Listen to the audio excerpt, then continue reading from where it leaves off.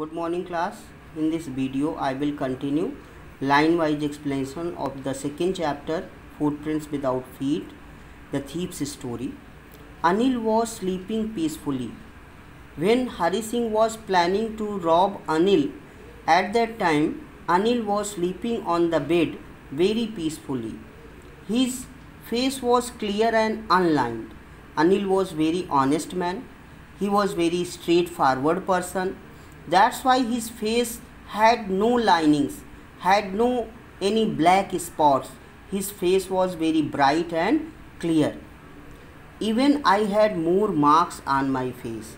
On the other hand, on the face of Hari Singh, there were many black spots, very marks, because he had some malice feeling. He was going to rob him. So there were many marks of the black spots over the face of Hari Singh. Though mine was mostly scars. On the face of Hari Singh there were many scars. On the other hand, over the face of Anil, who was educated man, who was very straightforward, very honest man, on the face of Anil there were no any scars. His face was very clear, bright and unlined. My hand slid under the mattress. Anil went to the bed and he stretched out his hand and he put his hand under the mattress where the bundle of notes were kept. Searching for the notes, when I found them, he stretched out his hands, put his hands under the mattress and he searched out the bundle of notes which were under the mattress. I drew them out without a sound. When he caught the bundle of notes in his hands, he took out his hand very silently without making any noise. Anil sighed in his sleep.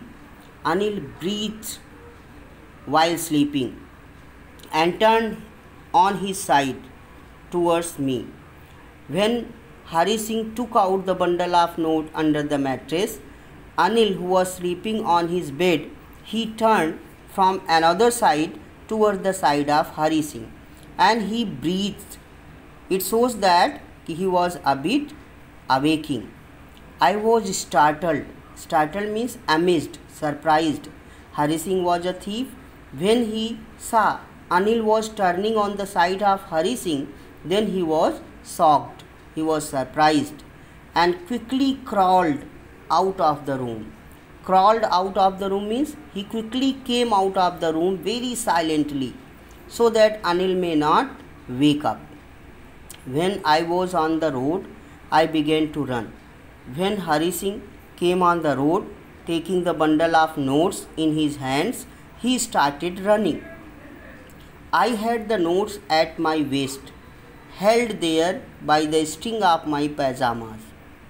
Hari Singh put the bundle of notes on the waist of his pajamas and tied the bundle of notes with the string of the pajamas.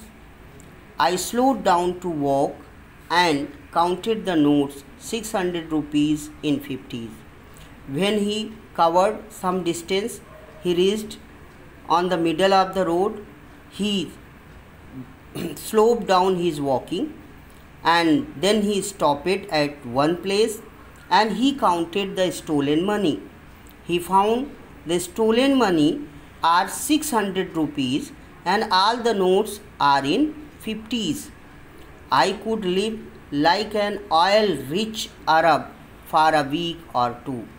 Now Hari Singh was amazing. He was thinking that with this stolen money he could spend a life like an Arab, a luxurious life like an Arab for a week or two, because this money was sufficient to fulfill his unfulfilled desire.